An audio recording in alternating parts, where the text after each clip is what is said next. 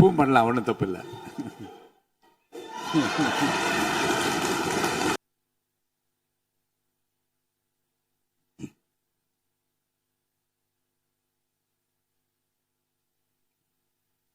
மாண்புமிகு பேரவைத் தலைவர் அவர்களே, மாபெரும் தலைவர்கள் வழிநடத்திய மாண்பும் மாபெரும் வரலாற்று சிறப்பு கொண்ட இந்த சட்டமன்ற பேரவையின் 17வது சட்டமன்ற பேரவைக்கு நம்மையும் நம்ம தமிழக வெற்றி கழகத்தை சார்ந்த சட்டமன்ற உறுப்பினர்களையும் தேர்ந்தெடுத்து அனுப்பின நிரந்தரமாக என் நெஞ்சில் குடியிருக்கும் தாயன்புமிக்க தமிழக மக்கள் அனைவருக்கும் என்னுடைய மனப்பூர்வமான நன்றிகள். 17வது சட்டமன்ற கூட்டத்தொடரின் முதல் ஆளுநர் உரையின் மீதான நன்றி தெரிவிக்கும் தீர்மானத்திற்கு பதிலுரை வழங்க வாய்ப்பளித்த மாண்புமிகு பேரவைத் தலைவருக்கு நம் வணக்கத்தை தெரிவித்துக் கொள்கிறோம். மாண்புமிகு பேரவைத் தலைவர் அவர்களே, இந்த 17வது மாமன்றத்தில் அதிகப்படியான 12 கட்சிகளை சேர்ந்த பிரதிநிதிகள் தேர்ந்தெடுக்கப்பட்டிருக்கும். நாம கொள்கை ரீதியாகவும் நிலைப்பாடு ரீதியாகவும் வேறுபட்டு இருந்தாலும் மக்கள் பணி செய்வதுதான் நம்ம எல்லாருக்கும் பிரைமரியா இருக்கிற ஒரே எய்ம். அந்த வகையில தான் நம்ம எல்லாருமே நம்ம மக்களால் அங்கீகரிக்கப்பட்டு சட்டமன்றத்திற்கு வந்திருக்கிறோம். அதனால நாம கருத்தால் வேறுபட்டாலும் மக்கள் சேவை என்ற நோக்கத்தில் நம்ம மாநிலம் சார்ந்த விஷயங்கள்ல நாம எல்லாரும் ஒன்றிணைந்து பயணிச்சா நம்ம தமிழ்நாடு என்னைக்கும் எதிலையும் முதன்மை மாநிலமாக திகழும். ஆளுநர் உரைக்கு நன்றி தெரிவிக்கும் தீர்மானத்தில் பேசின மாண்புமிகு உறுப்பினர்களுக்கு நன்றி. எதிர்த்து பேசினாதான் எதிர்கட்சின்னு ப்ரூவ் பண்ண முடியும்னு நினைச்சுக்கிட்டு பேசின எதிர்கட்சியை சேர்ந்த எதிர்கட்சி தலைவர் உள்ளிட்ட மாண்புமிகு உறுப்பினர்களுக்கும் வணக்கமும் நன்றியும். பதிலுரை வழங்குற அதே நேரத்தில் நம்மளை சட்டமன்ற உறுப்பினராக தேர்ந்தெடுத்த பெரம்பூர் தொகுதி மக்களுக்கு நம்மளோட நெஞ்சார்ந்த நன்றிகள். அதே மாதிரி ராஜினாமா பண்ணிட்டாலும் நம்மளை தேர்ந்தெடுத்த திருச்சி கிழக்கு மக்களுக்கும் இந்த மன்றத்தில் நம்மளோட நன்றியை பதிவு செய்கிறோம். அப்புறம் நம்மளோட அரசியல் பயணத்தை பற்றியும் கொஞ்சம் பதிவு செய்ய விரும்புகிறோம். நாம ஏதோ ஷூட்டிங்லேருந்து நேராக வந்து சிஎம் ஆன மாதிரியே சில பேர் ஒரு இமேஜ் கிரியேட் பண்ணுறாங்க. அவங்களுக்கு அவங்க ஆசைப்படுற லாங்குவேஜ்லேயே சொல்கிறோம், அது வெறும் ரீல் தான், ரியல் கிடையாது. ஒரு சாதாரண நடிகனாக நம்ம கெரியர் தொடங்குச்சு. அப்புறம் அப்படியே சின்சியராக உழைச்சி மேலே வந்தோம். நம்ம கெரியரில் நாம் மேலே வந்ததுக்கு இந்த விஜய் ஒருத்தன் மட்டுமே காரணம் இல்லை, அவனோட உழைப்பு மட்டுமே காரணம் இல்லை. இந்த விஜயோட உழைப்புக்கும் உயர்வுக்கும் பின்னாடி இருக்கிற ஒட்டுமொத்த தமிழ்நாட்டு மக்களோட அன்பும் அரவணைப்பும் தான் காரணம். ஒவ்வொரு வீட்டில் இருக்க ஒவ்வொருத்தரும் நம்மளை அவங்க வீட்டில் ஒருத்தனா ஏற்றுக்கிட்டது தான் நமக்கு கடவுளும் மக்களும் தந்த மிகப்பெரிய வரம். அதுக்காகவே கடவுளுக்கு சமமான நம்மளோட சொந்தங்களான தமிழக மக்கள் அனைவருக்கும் மீண்டும் மீண்டும் நன்றி. இப்படி நம்மளை தாயன்போடு அள்ளி அரவணைச்ச தமிழ்நாட்டு மக்களுக்கு நாம் எப்படியெல்லாம் துணையாக இருந்தோம், எப்படியெல்லாம் மக்களோட மக்களா இருந்தோம்னு சொல்றேன். 1990ஸ்லயே ரசிகர் மன்றமா இருந்தப்பவே மக்களுக்கு துணையா நிற்க ஆரம்பிச்சோம். அதுக்கப்புறம் நற்படி மன்றமாகவும் அதுக்கப்புறம் விஜய் மக்கள் இயக்கமாகவும் மாறி மக்களோட மக்களா நின்றுகிட்டு இருந்தோம். 2008 ஈழத் தமிழருக்கு ஆதரவா உண்ணாவிரதம் போராட்டம் செஞ்சோம். போர் முடிவுக்கு வரணும், நம்ம தொப்புள் கூடிய உறவுகளான ஈழத் தமிழர்களுக்கு பாதுகாப்பான நிம்மதியான ஒரு வாழ்வு கிடைக்கணும்னு அன்னைக்கே கோரிக்கை வச்சோம். 2009 ஆரம்பிச்ச விஜய் மக்கள் இயக்கம் வழியா நம்மளோட மக்கள் நல பணிகளை எக்ஸ்டெண்ட் அண்ட் எக்ஸ்பேண்ட் பண்ணிக்கிட்டே வந்தோம். கல்விக்கு துணையா இருந்தோம், சோசியல் சர்வீஸ் செஞ்சோம், வெள்ள நிவாரணத்துல துணையா இருந்தோம், கொரோனா காலத்துல மக்களுக்கு தோள் கொடுத்தோம். விலையில்லா விருந்தகம், குருதியகம், முட்டைப்பால் ரொட்டி திட்டம், விழியகம், பயிலகம், நூலகம், இப்படி பல வழியில மக்களுக்கு துணையா இருந்தோம். அப்புறம் நம்மளோட திரைப்படங்கள்ல நம்மளால முடிஞ்ச வரைக்கும் ஊழல் எதிர்ப்ப சொன்னோம், சமூக நீதியை சொன்னோம், கல்வியை பத்தி சொன்னோம், அரசியலை பத்தி சொன்னோம். அரசியலை பத்தி பேசுனதுனால நம்ம படங்கள் சந்திச்ச இது வரைக்கும் சந்திக்கிற பிரச்சனையை பத்தி எல்லாருக்குமே தெரிஞ்சதுதான். இது மட்டும் இல்லாம 2011 நாகப்பட்டினத்தில் மீனவர் பிரச்சனைகளுக்கு ஆதரவாக ஒரு பெரிய பொதுக்கூட்டம் நடத்தினோம். மீனவர்கள் மீதான தாக்குதலை கண்டிச்சு பேசி அதில் நம்மளோட எதிர்ப்பை பதிவு செஞ்சோம். 2017 ஜல்லிக்கட்டு போராட்டத்தில் தமிழர் பண்பாட்டு உரிமைக்கான நம்மளோட ஆதரவை தெரிவித்தோம். 2018 ஸ்டெர்லைட் போராட்டம் துப்பாக்கி சூட்டில் பாதிக்கப்பட்ட நம்ம சொந்தங்களை நேரில் சந்திச்சு ஆறுதல் சொன்னோம். 2021 உள்ளாட்சி தேர்தலில் விஜய் மக்கள் இயக்க வேட்பாளர்கள் போட்டியிட்டு ஜெயிச்சாங்க. கல்வி விருது விழா நடத்தி சிறந்த மதிப்பெண் பெற்ற மாணவ மாணவிகளுக்கு ஊக்கத்தொகையும் பரிசும் கொடுத்தோம்.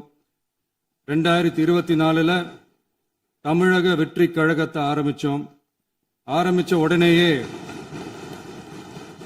CAA-வை எதிர்த்து அறிக்கை விட்டோம். அரசியல் கட்சி ஆரம்பிச்சு விழுப்புரம் மாவட்டத்தில் விக்கிரவாண்டியில் நம்மளோட முதல் மாநில மாநாட்டிய வெற்றி கொள்கை திருவிழாவை நடத்தினோம். தந்தை பெரியார், பெருந்தலைவர் காமராஜர், அண்ணல் அம்பேத்கர், வீரமங்கை வேலுநாச்சியார், மக்கள் சேவகர் அஞ்சலை அம்மாள்னு நம்மளோட 5 கொள்கை தலைவர்கள் அறிவிச்சோம். இந்தியாவிலே 2 பெண் ஆளுமைகளை கொள்கை தலைவர்கள் அறிவிச்ச ஒரே கட்சி நம்ம டிவிக்கு மட்டும்தான் என்ற பெருமையோடு அறிவிச்சோம். பெரியார் சொன்ன மாதிரியே அவர் சொன்னதுல நமக்கு ஏற்புடையதை மட்டும் எடுத்துக்கிட்டோம். அவரோட கடவுள் மறுப்பு கொள்கையில நமக்கு உடன்பாடு இல்லைன்னு ஓப்பனா அறிவிச்சோம். நமக்கு கடவுள் நம்பிக்கை உண்டுன்னு அறிவிச்சோம். யாரோட நம்பிக்கைக்கும் நாம் எதிரானவங்க இல்லைன்னு தெளிவா அறிவிச்சோம். பெண் கல்வி, பெண்கள் முன்னேற்றம், சமூக சீர்திருத்தம், சமூக நீதி, இப்படி பெரியாரோட கருத்துக்களை நிறையவே ஏத்துக்கிட்டோம்னு அறிவிச்சோம். அண்ணல் அம்பேத்கரோட சம வாய்ப்பு, சம நீதி, சமத்துவத்தை ஃபாலோ பண்ணுவோம்னு அறிவிச்சோம். பெருந்தலைவர் காமராஜரோட மதச்சார்பின்மையை ஏத்துக்கிட்டதோட அவரோட நேர்மையான நிர்வாகத்தையே ஒரு கொள்கையா ஏத்துக்கிட்டோம்னு அறிவிச்சோம். வீரமங்கை வேலு நாச்சியாரோட மண் மீட்பையும் சமூக நல்லிணக்கத்தையும் பின்பற்றுவோம்னு அறிவிச்சோம். மக்கள் சேவகர் அஞ்சலை அம்மாளோட விடுதலை வேட்கையையும் மக்களோட வாழ்வாதாரத்துக்காக உறுதியாக நிற்கிறதையும் பின்பற்றுவோம்னு சொன்னோம். எல்லாருக்கும் எல்லாமும் கிடைக்கணும், எம் மதமும் நம் மதம்னு சொல்லி மதச்சார்பற்ற சமூக நீதி தான் நம்ம கொள்கைன்னு அறிவிச்சோம். நம்ம கொள்கை எதிரி யாரு, அரசியல் எதிரி யாருன்னு ஓப்பனா அறிவிச்சோம். எல்லாத்துக்கும் மேல பிறப்புக்கும் எல்லா உயிர்க்கும்ன்றத நம்மளோட அடிப்படை அரசியல் கோட்பாட்டா அறிவிச்சுட்டு தான் அரசியலுக்கே வந்தோம். நம்ம மதுரை மாநாட்டில் நம்மளோட தேர்தல் அரசியல் மற்றும் ஆட்சி அதிகார அரசியல் வழிகாட்டியா அறிஞர் அண்ணாவையும் புரட்சி தலைவர் எம்ஜிஆரையும் ஏத்துக்கிட்டதா அறிவிச்சோம். அப்புறம் இன்னனையும் நாம இங்க பதிவு செஞ்சே ஆகணும். எல்லாரும் கட்சி ஆரம்பிச்சுட்டு தான் ஒவ்வொரு வீட்டுக்குள்ளேயும் போவாங்க. ஆனா நாம ஒவ்வொரு வீட்டுக்குள்ளேயும் போனதுக்கு அப்புறம் தான் கட்சியவே ஆரம்பிச்சிருக்கிறோம். ஒவ்வொரு வீட்டில் ஒவ்வொருத்தரும் நம்மள அவங்க பிள்ளையா, மகனா, அண்ணனா, தம்பியா ஏத்துக்கிட்டதும் இயல்பா நடந்துச்சு. தமிழ்நாட்டு மக்களோட மனசுக்குள்ள போறதுக்கு நாம பட்ட பாடு நமக்கு மட்டும்தான் தெரியும். இதெல்லாம் புரிஞ்சாலும் புரியாத மாதிரி இருக்கிறவங்க தான் நம்மள நடிகன் என்று சொல்லியும் நம்ம கட்சிய நடிகன் கட்சின்னு சொல்லியும் சில நக்கல், நையாண்டி இதெல்லாம் பேசுவாங்க. அதை பத்தி நமக்கு கவலை இல்லைன்னு. இப்படி நம்ம அரசியல் பயணம் ரொம்ப டிரான்ஸ்பரண்டா தான் ஆரம்பிச்சிருக்கு. இந்த 2026 தேர்தலில் கூட்டணியே இல்லாமல் தனியா நின்னோம். மக்கள் நம்மள தெளிவா புரிஞ்சுக்கிட்டதாலையும் நம்ம டிவிகே தோழர்களோட உழைப்பாலையும் நாம 35% வாக்குகளை வாங்கினோம். 1,72,00,000 வாக்குகளோட தமிழ்நாட்டிலேயே தனி பெரும் கட்சியா வந்தோம். தமிழக மக்களாலையும் நம்மளோட ஆதரவு இயக்கங்களாலையும் இதோ இன்னைக்கு இங்க நம்ம டிவிகே ஆளும் கட்சியா உட்கார்ந்துருக்கிறோம். இந்த ஆளும் கட்சியா ஆனதும் அவ்வளவு சாதாரணமாலாம் நடந்துடல. 2.25 வருஷத்துல ஆட்சிக்கு வந்துட்டீங்கன்னு ரொம்ப கிண்டலா கேலியா சிலர் பேசுறாங்க. எங்களோட இந்த 2.25 வருஷ டிராவல்ல எவ்வளவு வலியும் வேதனையும் இருக்குது.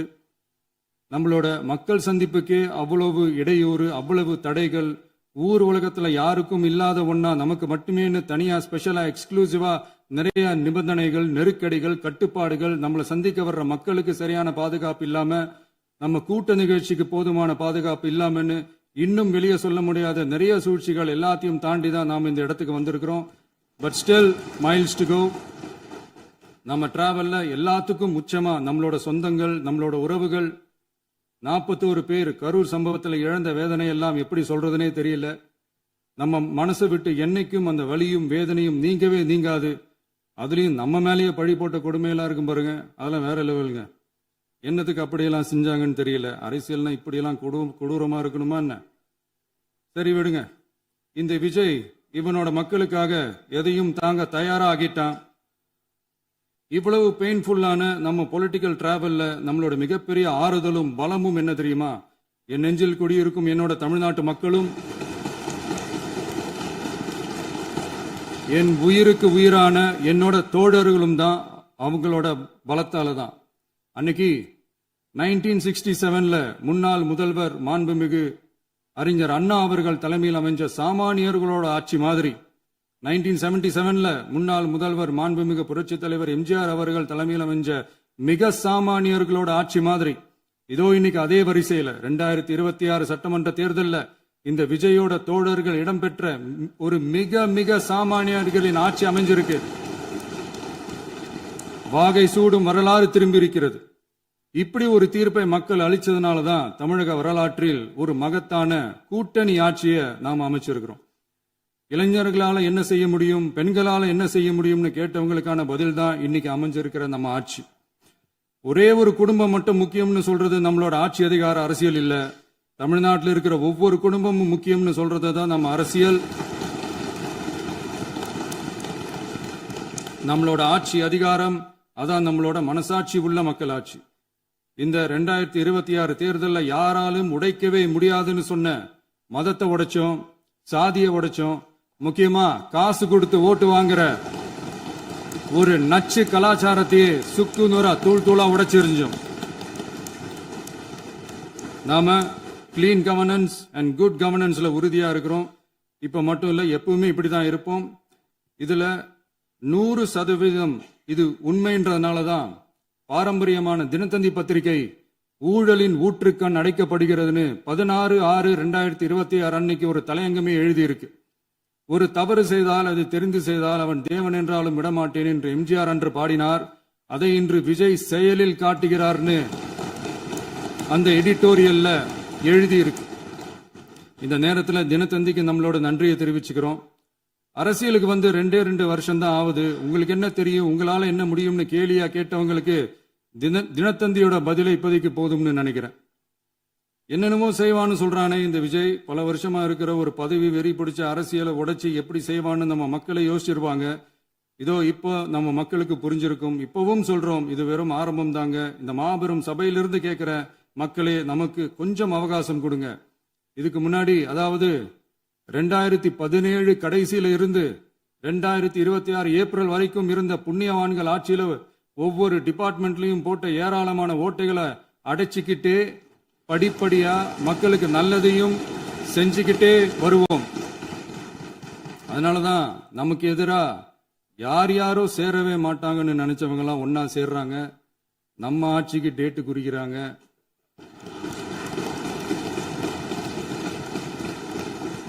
சரி, அவங்கள நம்ம மக்களே பார்த்துப்பாங்க, அதை விடுங்க. நாம ஆட்சிக்கு வந்து சரியா 40 நாள் ஆகுது. அதுக்குள்ள என்ன செஞ்சீங்கன்னு கேட்கிறாங்க. ஒரு லிஸ்ட் ஒன்னு சொல்றேன் கேளுங்க. பெண்கள் பாதுகாப்புக்காக சிங்கப்பெண் சிறப்பு படை, 200 யூனிட் வரை கட்டணமில்லா மின்சாரம், போதைப் பொருள் ஒழிப்புக்காக தனிப்படை, குறுவை நெல் சாகுபடியை ஊக்குவிப்பதற்காக 134.83 கோடி சிறப்பு தொகுப்பு திட்டம், வழிபாட்டு தலம், ஸ்கூல், பஸ் ஸ்டாண்டுன்னு அதுக்கு பக்கத்தில் இருக்கிற 717 மதுபான கடைகள் மூடப்பட்டன. அங்க வேலையில் இருந்தவர்களுக்கு வேறு கடைகளில் வேலை, கவனிக்கப்படாமல் விடப்பட்ட அம்மா உணவகங்கள் புதுப்பிக்கப்பட்டன. பத்திரப்பதிவு துறையில் பகல் கொள்ளைக்கு புல் ஸ்டாப் வைக்கப்பட்டுள்ளது. வருகையில்லா ஆவண பதிவு முறை கொண்டுவர உத்தேசிக்கப்பட்ட செயல்பாட்டில் உள்ளது. அரசு மற்றும் தனியார் மருத்துவமனையில் ஸ்கேன் மையங்களில் கருவுறுவதற்கு முன் மற்றும் பின் ஏற்படும் தவறுகளை கண்காணிக்கவும், மருத்துவ நிறுவனம் முறைப்படுத்தும் சட்ட விதிகள் பின்பற்றப்படுகிறதா என கண்காணிக்கவும், மருத்துவ மற்றும் ஊரக பணிகள் இயக்கத்தின் பயன்பாட்டிற்காக 40 புதிய வாகனங்கள் வழங்கப்பட்டுள்ளது. கூட்டுறவு வங்கியின் ஏழை எளிய மக்கள் வாங்கிய கடனுக்கு முதல் முத்தாய்ப்பாக ரூபாய் 2045 கோடி தள்ளுபடி வழங்கி ஆணையிடப்பட்டுள்ளது. ஒன்றிய அரசிடம் கேட்டுக்கொண்டதற்கிணங்க கடந்த 2 வருடமாக நிறுத்தி வைக்கப்பட்ட இருந்த ஜல் ஜீவன் மிஷன் திட்டம் புதுப்பிக்கப்பட்டு ஜல்ஜீவன் மிஷன் திட்டம் 2.0 நடைமுறைக்கு கொண்டு வரப்பட்டுள்ளது. 18,500 கோடி அளவில் உறுதியளிக்கப்பட்ட காஞ்சிபுரம் மாவட்டத்தில் மைய விரிவாக்க திட்டம், கோயம்புத்தூரில் மின்னணு பொருட்கள் மற்றும் மின்னணு அமைப்புகள் உற்பத்தி திட்டம் மற்றும் திருவள்ளூர் மாவட்டத்தில் காட்டுப்பள்ளி LNT கப்பல் கட்டும் தளம் விரிவாக்க திட்டத்திற்கு ஒப்பந்தங்கள் போடப்பட்டுள்ளன. அனைத்து நிர்வாக நடவடிக்கைகளும் மின்னணு முறையில் மாற்றம் கொண்டு வர நடவடிக்கை எடுக்கப்பட்டு வருகிறது. சட்டவிரோத கல்குவாரி மற்றும் அனுமதியின்றி கனிமங்களை எடுத்துச் செல்வது தடுக்கப்பட்டுள்ளது. பல்வேறு குவாரிகள் சீல் வைக்கப்பட்டுள்ளன. கனிமங்களை கண்காணிப்பது, எல்லைகளை நிர்ணயிப்பது மற்றும் ஆளில்லா விமானம் மூலம் அளவீடு செய்வது போன்றவற்றை செயல்படுத்துவதற்கான பணிகள் மேற்கொள்ளப்பட்டு வருகின்றன. அனைத்து துறைகளிலும் அலுவலர் தலையீடு இல்லாமல் லஞ்ச லாவண்யமற்ற தமிழகத்தை உருவாக்க அனைத்து நடவடிக்கைகளும் முடுக்கிவிடப்பட்டுள்ளது. இதெல்லாம் சாம்பிள் தான், இன்னும் இருக்கு. இந்த வெறும் 40 நாளுக்குள்ளேயே இவ்வளவு செஞ்சிருக்கோம்னா இனி வர்ற நாட்கள்ல கொஞ்சம் கொஞ்சமா படிப்படியா ஸ்டெடியா உழைச்சி லஞ்சலாவணம் இல்லாத, ஊழல் இல்லாத, பெண்களுக்கு பாதுகாப்பான, சுதந்திரமான, டிரான்ஸ்பரண்டான தமிழ்நாட்டை நம்ம சொந்தங்களான தமிழக மக்களுக்கு தர்றது தான் நம்மளோட ஒன் அண்ட் ஒன்லி டார்கெட். கண்டிப்பா அதை நிறைவேற்றியே காட்டுவோம். 8 கோடி மக்கள் நம்மளோட இருக்கிறப்போ ஏங்க அதை செய்ய முடியாது? மாண்புமிகு பேரவைத் தலைவர் அவர்களே, தமிழ்நாட்டின் கருவூலம் எப்படி திசை மாறி உருமாறி தேய்ந்து ஓய்ந்து கிடைக்கிறதுன்னு சொன்னாங்க. திசை மாறி உருமாறி தேய்ந்து ஓய்ந்துன்னு வசனம் மாதிரி ரைமிங்கா இல்லாம வளமான இலக்கியமா இதே சபையில பேசினவங்களோட திறமையான ஆட்சியில நடந்த நிதி மேலாண்மையை பத்தி வெள்ளை அறிக்கையா வெளியிட்டோம். வெள்ளை அறிக்கை வந்ததிலிருந்தே கண்ணை கட்டுதுங்க. அந்த காலத்துலதான் பிள்ளையோ பிள்ளை, தொல்லையோ தொல்லைன்னு சொன்னாங்க. அதே மாதிரி தாங்க அவங்க ஆட்சியாலையும் அவங்களாலையும் இன்னைக்கு தமிழ்நாட்டுக்கே தொல்லையோ தொல்லை. இப்படி ஒரு நிலைமையை உண்டாக்கி வச்சுட்டு இவங்க சொல்றாங்க நமக்கு ஆட்சி செய்ய தெரியாதுன்னு. நம்ம அமைச்சர்களுக்கும் நம்ம சட்டமன்ற உறுப்பினர்களுக்கும் ஒன்னும் தெரியாதுன்னு. ஆமாங்க, எங்களுக்கு தெரியாதுதான். எங்க சட்டமன்ற உறுப்பினர்களுக்கும் அமைச்சர்களுக்கும் மக்கள் பணி செய்ய தெரிஞ்ச அளவுக்கு மக்கள் பணத்தை சுருட்ட தெரியாதுதான்.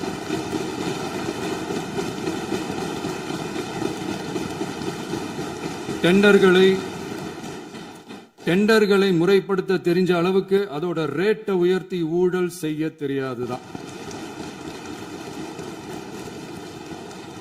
பதவி உயர்வு வழங்கவும் பணி இடமாற்றம் கலந்தாய்வு நடத்தவும் தெரியுமே தவிர பதவி உயர்வுக்கும் பணியிட மாற்றத்திற்கும் பணம் பறிக்க தெரியாதுதான்.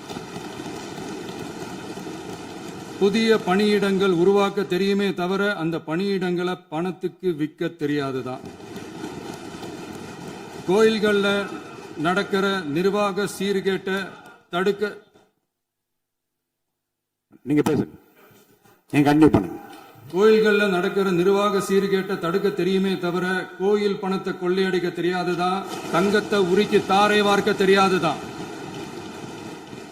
கனிம வளத்தை பாதுகாக்க தெரிஞ்ச அளவுக்கு கனிமத்தை வித்து கொள்ளையடிக்க தெரியாதுதான். அரசு வருமானத்தை அரசு கஜானாவுக்கு மாத்த தெரிஞ்ச அளவுக்கு அந்த பணத்தை தனிப்பட்ட கஜானாவுக்கு மடை மாத்த தெரியாதுதான். போதை கலாச்சாரத்தை தடுக்க தெரிஞ்சவங்களுக்கு போதை கலாச்சாரத்தை வளர்க்க தெரியாதுதான். நம்ம குடும்பத்தில் இருக்கிற பாட்டி, அம்மா, அக்கா, தங்கச்சி, குழந்தைங்களை, பெண்களை மதிக்க தெரிஞ்சவங்களுக்கு ஓசி பஸ், 1000 ரூபாய் கேஸ், இப்படிலாம் பேச தெரியாதுதான். எங்க உறுப்பினர்களுக்கும் அமைச்சர்களுக்கும் மக்கள் சேவை தெரிந்த அளவிற்கு சுயநல தேவையை செஞ்சிக்க தெரியாதுதான். அதனாலதான் சொல்றோம், எங்களை பார்த்து எதுவும் தெரியாதுன்னு சொல்றவங்களுக்கு சொல்றோம், இதெல்லாம் எங்களுக்கு தெரியாதுதான். உங்களை மாதிரி முறைகேடுகளை செய்யறத நாங்க தெரிஞ்சுக்கவும் போறதில்ல, தெரிஞ்சுக்கவும் ஆசைப்படல. அத கடைசி வரைக்கும் எங்களுக்கு தெரியாமலே இருந்துட்டு போகட்டும். அதனால நாங்களும் எங்க மக்களும் வெரி வெரி ஹாப்பி தான். மாண்புமிகு பேரவைத் தலைவர் அவர்களே, எதிர்ப்பவர்கள் எதிர்க்கட்சி என்பதற்காக எங்கள் ஆட்சி மீது 1000 பழி போடலாம். ஆனாலும் தமிழக மக்களுக்கு உண்மையை உணர்த்த வேண்டியது நம்மளோட கடமை. மின்வெட்டை பொறுத்தவரை தமிழ்நாடு மின்மிகை மாநிலமாக இருந்தாலும் கடந்த காலங்களில் ஏற்பட்ட நிர்வாக குளறுபடிகளும் மின்சார சாதனங்கள் மற்றும் மின் மாற்றிகளில் ஏற்படும் பழுதாலும் வேண்டுமென்றே சிலரின் நடவடிக்கைகளாலும் இந்த மின்வெட்டிற்கு காரணமாக உள்ளது. மின் விநியோக மீட்பு நடவடிக்கைகளை ஒருங்கிணைப்பதற்காக எதிர்பாராமல் இரவு நேரங்களில் ஏற்படும் மின் தடங்களை விரைந்து சரி செய்வதில் 10 உயர்மட்ட கண்காணிப்பு குழுக்கள் மற்றும் 125 சிறப்பு மின் தடை நீக்க ரோந்து வாகனங்கள் வழங்கப்பட்டு 24 மணி நேரமும் கண்காணிக்கப்படுகிறது. கூடுதலாக தற்போது 77 புதிய மின் தடை நீக்க மையங்களும் உருவாக்கப்பட்டுள்ளன. விரைவில் இந்த மின்வெட்டு நிலைமை அறவே நீக்கப்படும். மாண்புமிகு பேரவைத் தலைவர் அவர்களே, நம்ம விவசாயிகள் எல்லாரும் நம்மள நல்லா புரிஞ்சுக்கிட்டு தமிழக வெற்றி கழகத்தை ஏத்துக்கிட்டாலும் எதிர்க்கட்சிகளோட தூண்டுதலால சில இடங்கள்ல சில போராட்டங்கள் நடக்குது. எதிர்க்கட்சிகள் என்னதான் சித்து வேலை செஞ்சாலும் விவசாய பெருமக்கள் எல்லாரும் நம்ம ஆட்சி அவங்களுக்கான ஆட்சி தான் நல்லா புரிஞ்சுதான் வச்சிருக்கிறாங்க.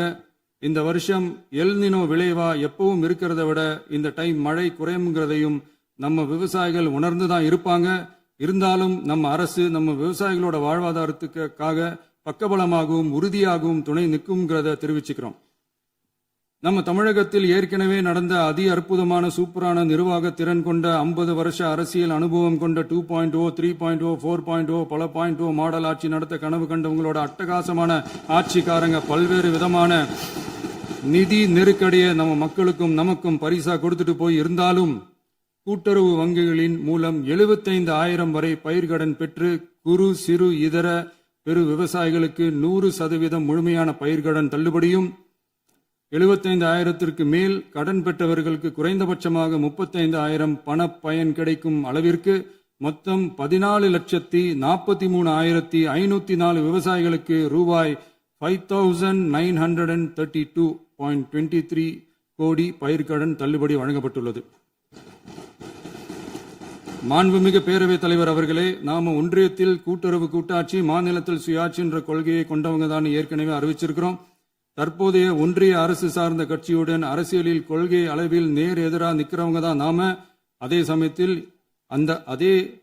அதே சமயத்தில் எதுக்கெடுத்தாலும் கண்ணை மூடிக்கிட்டு ஒன்றிய அரசோட மோதல் போக்கை விரும்புறவங்க நாம இல்ல. நமக்கு எப்பவுமே தமிழகத்தின் வளர்ச்சி மட்டும்தான் முக்கியம். அதுக்காக நம்மளோட அரசியல் ரீதியான கொள்கைகளையோ மாநில உரிமைகளையோ கொஞ்சம் கூட விட்டு கொடுக்கவே மாட்டோம். அதுல ரொம்ப தெளிவாகவும் உறுதியாகவும் இருக்கிறோம். இனியும் இப்படித்தான் இருப்போம். அதுல ஒருபோதும் மாற்றமே இருக்காது. அதனால இதுல யாரு திசை திருப்ப வேலையில் ஈடுபட்டாலும் அவங்க எல்லாரும் மக்கள் மத்தியில் தோற்பது உறுதி. எனவே நம்ம மக்களுக்கோ சிறுபான்மை சகோதரர்களுக்கோ நம்ம ஆதரவு இயக்கங்களுக்கோ எந்தவித சந்தேகமும் வேண்டாம். நாம் யாரோட டீமும் இல்ல. நாம எப்பவுமே பியூரான பீப்புள்ஸ் டீம். இன்னும் சொல்ல போனா நாம secular team, social justice team. மாண்புமிகு பேரவைத் தலைவர் அவர்களே, அரசு விழாக்கள், கல்வி நிறுவனங்கள் மற்றும் பல அதிகாரப்பூர்வ நிகழ்ச்சிகளோட தொடக்கத்தில் நம்ம தமிழ்தாய் வாழ்த்த பாடுறதுதான் வழக்கமா இருக்கு. தமிழ்தாய் வாழ்த்த பொறுத்த வரைக்கும் நம் அரசு இதுல நம்மளோட உறுதியான நிலைப்பாட்டை ஒன்றிய அரசுக்கு மிக தெளிவா தெரிவிச்சிருக்கு.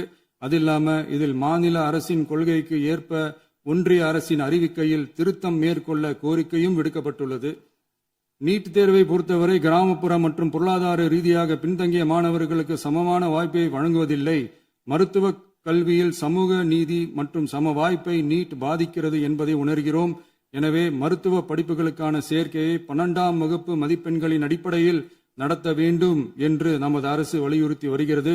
மத்திய அரசிடம் நீட்டிலிருந்து தமிழ்நாட்டிற்கு விலக்கு வழங்க வேண்டும் என்று கோரிக்கை விடுத்துள்ளது. மாண்புமிகு பேரவைத் தலைவர் அவர்களே, பேரறிஞர் அண்ணா அவர்கள் தலைமையிலான அரசு 1968 இருமொழி கொள்கையை நடைமுறைப்படுத்தியது. தமிழ் ஆட்சி மொழி, தமிழ் மொழியை பாதுகாப்பது, மாணவர்களுக்கு ஆங்கிலத்தின் மூலம் உலக அளவிலான வாய்ப்புகளை வழங்குவது, எந்த ஒரு மொழியையும் கட்டாயமாக திணிப்பதை தவிர்ப்பது மற்றும் எதிர்ப்பது, நிலத்தின் மொழி மற்றும் பண்பாட்டு அடையாளத்தை பேணுவது என்பதை நம் தமிழக வெற்றிக் கழக ஆட்சி ஏற்றுக்கொண்டுள்ளது. எனவே தமிழ்நாட்டில் தமிழ் ஆட்சி மொழி மற்றும் இருமொழி கொள்கை என்பதில் நமக்கு மாற்று கருத்தே இல்லை. மாண்புமிகு பேரவைத் தலைவர் அவர்களே, கடந்த 11/6/2026 அன்று நடந்த நிதி ஆயோக் கூட்டத்தில் தமிழ்நாடு அரசின் சார்பாக கலந்து கொண்டு வறுமையற்ற தமிழ்நாடு இயக்கம் உருவாக்க தேவையான நிதியையும், தமிழ்நாட்டுக்கு 2 எய்ம்ஸ் மருத்துவமனைகளை தருமாறும், மருத்துவம் மற்றும் பல் மருத்துவ படிப்பிற்கு 12ஆம் வகுப்பு மதிப்பின் அடிப்படையில் இடங்களை நிரப்புதல் குறித்தும், செயற்கை நுண்ணறிவு தொடக்க நிறுவன வளர்ப்பு மையங்கள் தமிழ்நாட்டில் அமைக்கவும், இளைஞர் திறன் மற்றும் வேலைவாய்ப்பு இயக்கம் செயல்படுத்த வேண்டியும், பெண்கள் தலைமையிலான வளர்ச்சி குறித்தும், மீனவ சமுதாயங்களின் வாழ்வாதாரம் மற்றும் மீன்பிடி படகுகள் மற்றும் மீனவர்களை விடுவித்தல் குறித்து நிரந்தர நடவடிக்கை எடுக்க வேண்டியும், காலநிலை தாங்கும் தன்மை பெருந்திட்டம் 2045 கீழ் விண்வெளி உற்பத்தி மையத்தை தேசிய விண்வெளி உற்பத்தி மையமாக அறிவிக்க கோரியும், தமிழ்நாட்டில் சாலை போக்குவரத்து, நெடுஞ்சாலை மற்றும் ரயில்வே அமைச்சகத்தின் மேம்பாட்டு குறித்தும், அனைத்து கிராமங்களையும் டிஜிட்டல் இணைப்பு வசதி ஏற்படுத்துதல் குறித்தும், கூட்டு குடிநீர் திட்டம் தொடரவும்,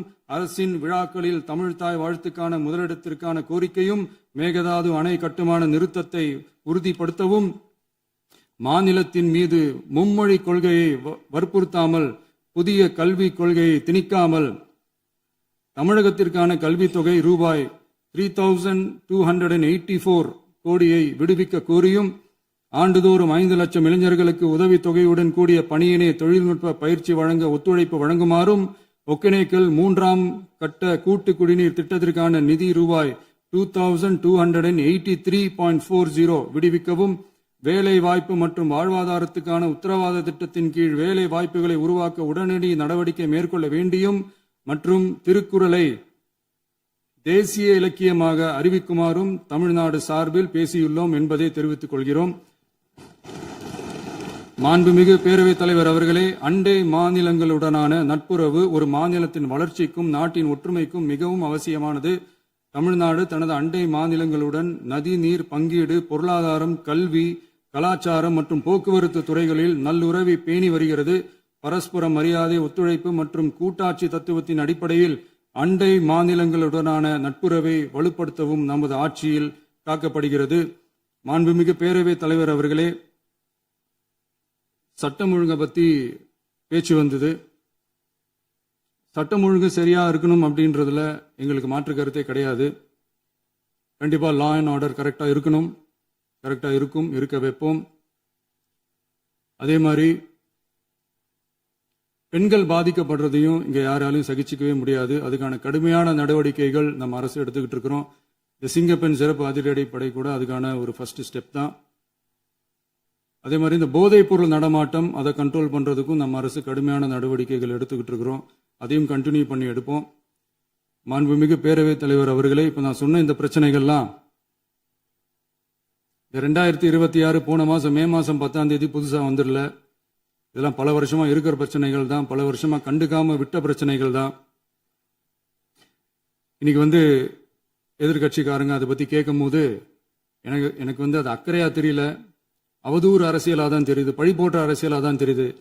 இப்படி அவதூறு பழி போடுறவங்களை பார்த்து ஒன்னே ஒன்று தான் கேட்கணும்னு தோணுது. கடந்த 9-10 மாசமா நம்ம ஸ்டேட்ல சட்டம் ஒழுங்கு டிஜிபியே இல்லை. சட்டம் ஒழுங்கு டிஜிபியை போடுங்கன்னு சொல்லி எல்லாம் ஓஞ்சி போயிட்டோம். போன ஆட்சியில நடந்ததுக்கெல்லாம் இப்பதான் விடையே கண்டுபிடிக்கிறோம் நம்ம ஆட்சியில்.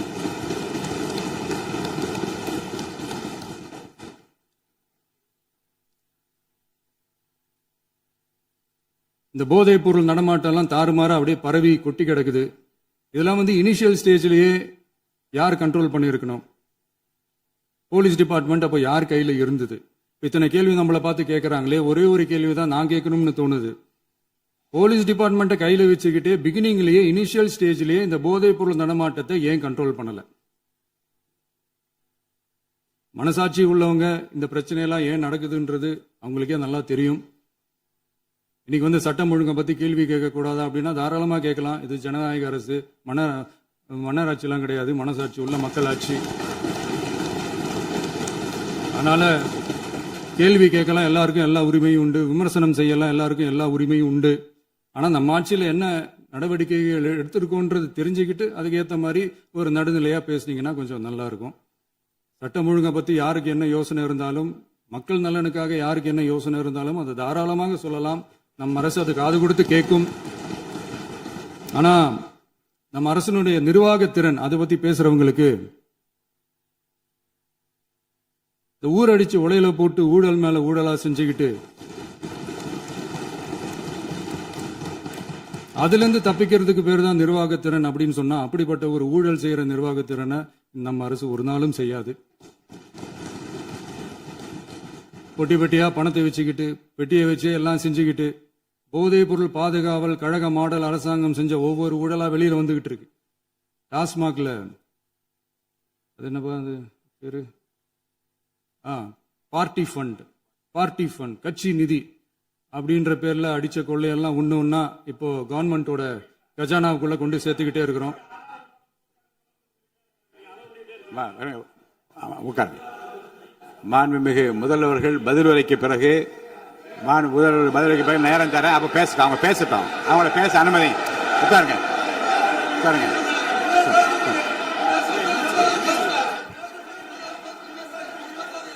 மாண்புமிகு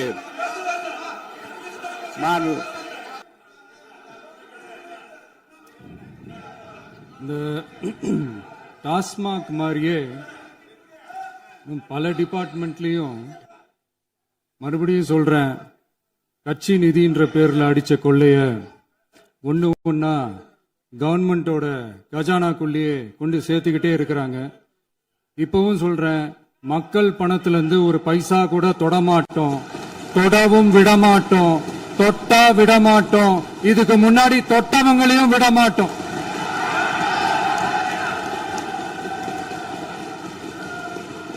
ஒவ்வொரு ஊழலா வெளியில வரும் போலே, ஒவ்வொரு வேஷமா கலைஞ்சிரும் போலே, இங்க இருக்கிற நிறைய பேரு நடுங்கி போய் இதுல நம்ம மேல அவதூறு வேற. இப்ப புதுசா ஒரு வெப்பன் ஒண்ணு கொண்டு வந்திருக்காங்க. அது என்ன தெரியுமா? அவங்க தயவால தான் நம்ம ஆட்சி நடக்குதாம். மக்கள் தயவால இந்த ஆட்சி நடந்துகிட்டு இருக்கு. மனசாட்சி உள்ள சக்திகளோட ஆதரவால இந்த ஆட்சி நடந்துகிட்டு இருக்கு. நாங்க தான் அனுப்பி வச்சோம் அப்படின்றாங்களே. அனுப்பி வச்சவங்களுக்கு மினிஸ்ட்ரியில இடம் கொடுத்தா ஏன் கதறீங்க? ஏன் இவ்வளவு கோபம்? ஏன் இவ்வளவு கதறல்? இதுல இன்னொரு முக்கியமான விஷயம், மார்க்சிஸ்ட் கம்யூனிஸ்ட் கட்சி நமக்கு ஆதரவு கொடுத்தது சுயேட்சையா எடுத்த முடிவுன்னு சொல்றாங்க. அதே மாதிரி இந்திய கம்யூனிஸ்ட் கட்சி நமக்கு ஆதரவு கொடுத்தது சுயேட்சையா எடுத்த முடிவுன்னு சொல்றாங்க. இதுல எங்க இருந்து நாங்க தான் அனுப்பி வச்சோம்னா புரியலையே. மக்களுக்கு நல்லா புரியும், எல்லாத்தையும் தெளிவா பார்த்துக்கிட்டு இருக்கிறாங்க.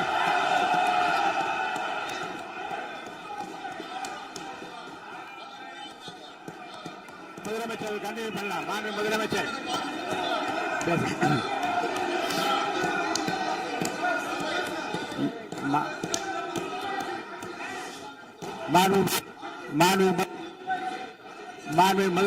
கண்டினியூ பண்ணலாம். நீ கண்டினியூ பண்ணலாம்.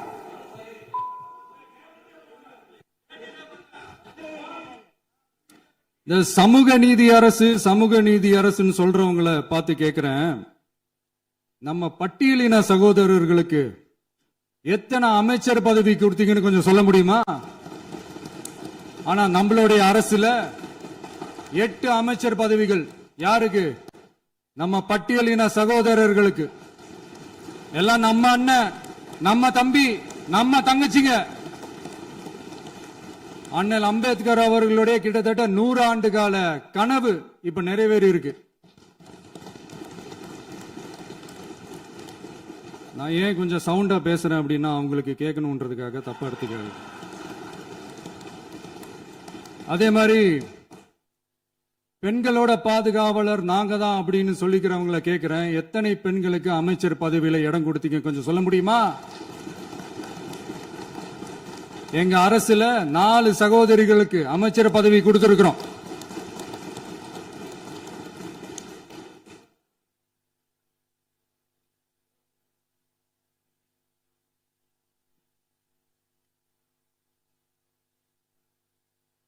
அதனால மக்களால் நிராகரிக்கப்பட்டு மக்களால் அகற்றப்பட்டவங்களுக்கு ஒண்ணு சொல்லிக்கிறோம், தப்பே செய்ய மாட்டோம், ஊழலே செய்ய மாட்டோம், நேர்மையா தான் இருப்போம், நியாயமா தான் இருப்போம் அப்படின்னு சொல்றவங்களால மட்டும்தான் கூட்டணி ஆட்சி அமைக்க முன்வரும். ஆட்சியிலையும் பங்கு, அதிகாரத்திலையும் பங்கு கொடுக்க முன்வரும்.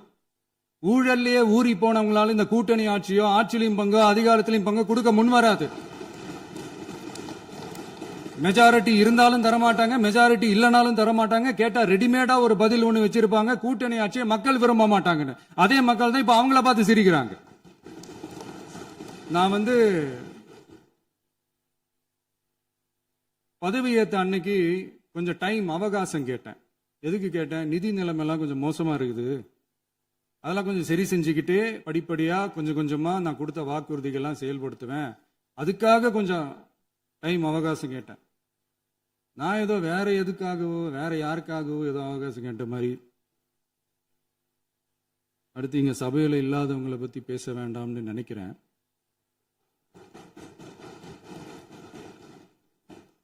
இங்க நம்மளை பத்தி அவதூறு பரப்புறதோட மட்டும் இல்லாம இப்ப நம்ம மக்கள் மேலேயும் அவதூறு பரப்ப ஆரம்பிச்சிட்டாங்க.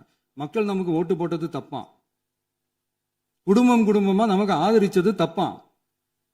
இது இப்ப இல்ல, நான் சொல்றது எம்ஜிஆர் அவர்கள் காலத்திலிருந்தே. அப்பவே அவர் ஜெயிச்சப்போ அதே மக்களை தப்பு தப்பா பேசுறது. மக்கள் என்ன பண்ணிட்டாங்க, எம்ஜிஆர் என்ன பண்ணிட்டாரு, எம்ஜிஆர் என்ன இது பண்ணிட்டாரு. 50 வருஷமா ஒரே டெக்னிக்கா.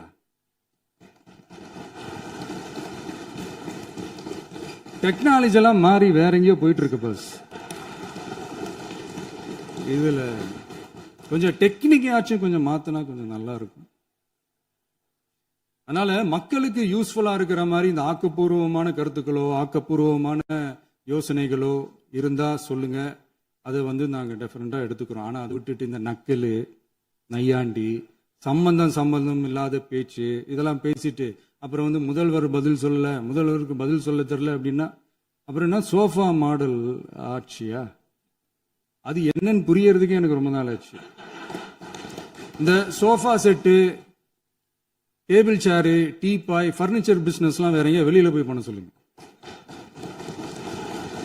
அப்படி அந்த பிசினஸ் தான் பண்ணணும்னா நிறைய பிசினஸ் பண்ற மாதிரி வெளியில போய் பண்ண சொல்லுங்க, இங்க சட்டசபைக்குள்ள வேணாம். அதனால ஆக்கப்பூர்வமான கருத்துக்கள் இருந்தா சொல்லுங்க, டெஃபினட்டா அது சரியா இருந்தா நாங்க ஏத்துக்கிறோம். எனக்கு ஒரு குட்டி கதை ஒண்ணு ஞாபகம் வருது, சொல்லாமா? ஒரு ஊர்ல ஒரு பெரியவர் வெயில் ரொம்ப ஜாஸ்தியா இருக்குன்னு சொல்லிட்டு கண்ணுக்கு மேல கை வச்சுக்கிட்டு இப்படி சுத்தி முத்தி தேடிக்கிட்டு இருந்தாராம். அப்ப கூட இருந்த ஒரு சின்ன பையன் என்ன தேடுறீங்க அப்படின்னு கேட்டானா. அதுக்கு அந்த பெரியவர் சொன்னாரா, அது ஒண்ணு இல்ல தம்பி, உங்க அப்பா இங்கதான் இருப்பாருன்னு சொன்னாங்க, அதான் தேடிக்கிட்டு இருக்கேன், எங்க உங்க அப்பாவையா காணோம்?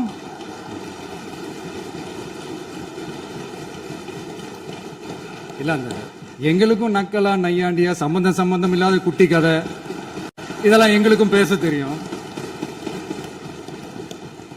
அந்த கதையில பெரியவர் அப்படி சொன்னாராம், தப்பா எடுத்துக்காதீங்க. அந்த கதையில பெரியவர் அப்படி கேட்டாராம். அதனால யாரும் இங்க டென்ஷன் ஆக வேணாம். அதனால இன்னொரு இந்த என்னுடைய உரையை முடிக்கிறதுக்கு முன்னாடி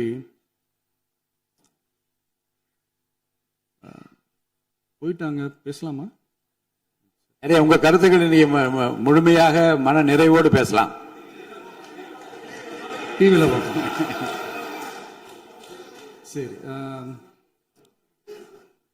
அதான் 5 நிமிஷம் பேசுனதுக்கே கொலத்தூரி இந்த ஆட்டம் அடிச்சு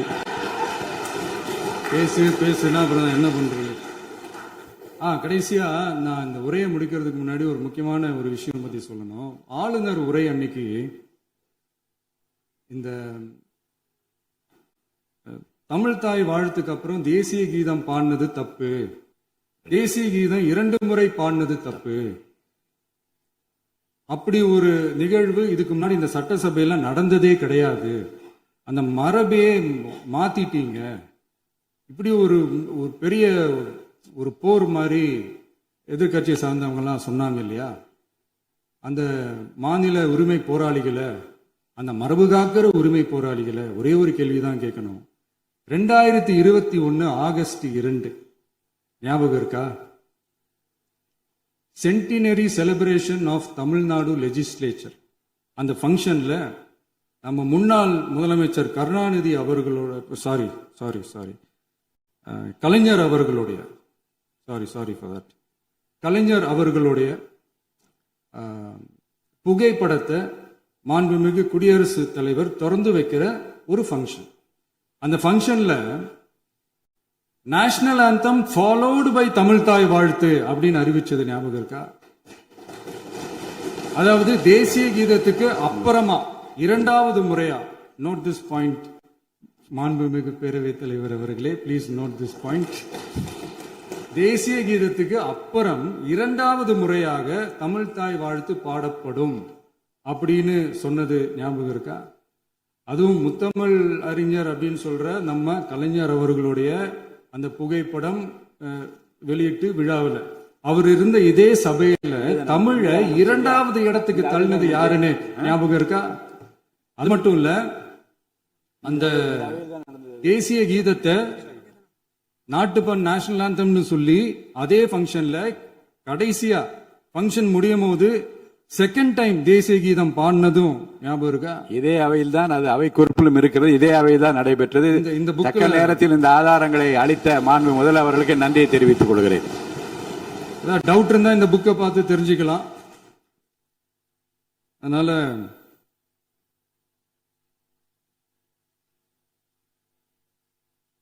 இதெல்லாம் கேட்டா என்ன சொல்லுவாங்கன்னா, அது ஜனாதிபதி கலந்துகிட்ட ஃபங்க்ஷன், அதெல்லாம் அப்படிதான், அதெல்லாம் கண்டுக்க கூடாது அப்படின்னு சொல்லுவாங்க. இதே மாதிரிதான் பேசுறது ஒண்ணு, செய்யறது ஒண்ணு, செய்யறது ஒண்ணு, பேசுறது ஒண்ணு. இதெல்லாம் மக்கள் பார்த்துக்கிட்டு இருக்காங்க. எலெக்ஷனுக்கு முன்னாடி தான் அப்படி செஞ்சுக்கிட்டு இருந்தாங்க. இப்போ எலெக்ஷனுக்கு அப்புறம் அதே தான் செய்யறாங்க. இந்த விஜயையும் சாமானியர்களின் உண்மையான சமூக நீதி அரசையும் அவமானப்படுத்துறதுக்கு தான் அவங்களோட அந்த பொலிட்டிக்கல் சீனியாரிட்டி அது பயன்படுத்துது போல. சரி, செய்யட்டும் செய்யட்டும், நல்லா செய்யட்டும். இப்போ ஆனாலும் நம்மளுடைய மாநில உரிமை, மொழி உரிமை, உத்தமபுத்திரர் போல வேஷம் போடுற எதிர்கட்சிக்கு ஒன்றை மட்டும் ஆணித்தரமாக சொல்றோம். உங்களை மாதிரி தமிழ் தமிழ்னு சொல்லிக்கிட்டு, மொழி, பண்பாடு, கலாச்சாரம்னு சொல்லிக்கிட்டு ரெட்டை வேஷம் போடுறவங்க நாங்க கிடையாது. உலகெங்கும் வாழும் என் தமிழ் சொந்தங்களுக்கு நம்முடைய உத்தரவாதம் தமிழ் தான் எங்க உயிர் நாடி அப்படின்றத மறக்க மாட்டோம்.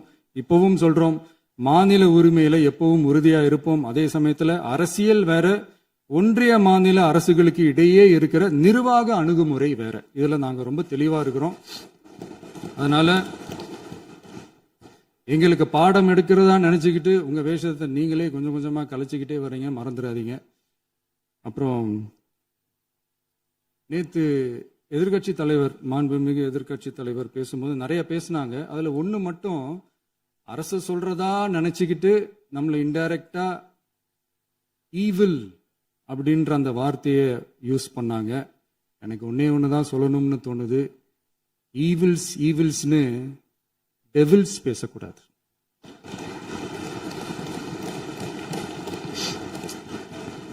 அவங்க இருந்திருந்தா ஒரு ஆக்ஷன் பண்ணணும்னு எனக்கு தோணுச்சு. எல்லாரும் போயிட்டாங்க. பர்மிஷன் பண்ணலாமா?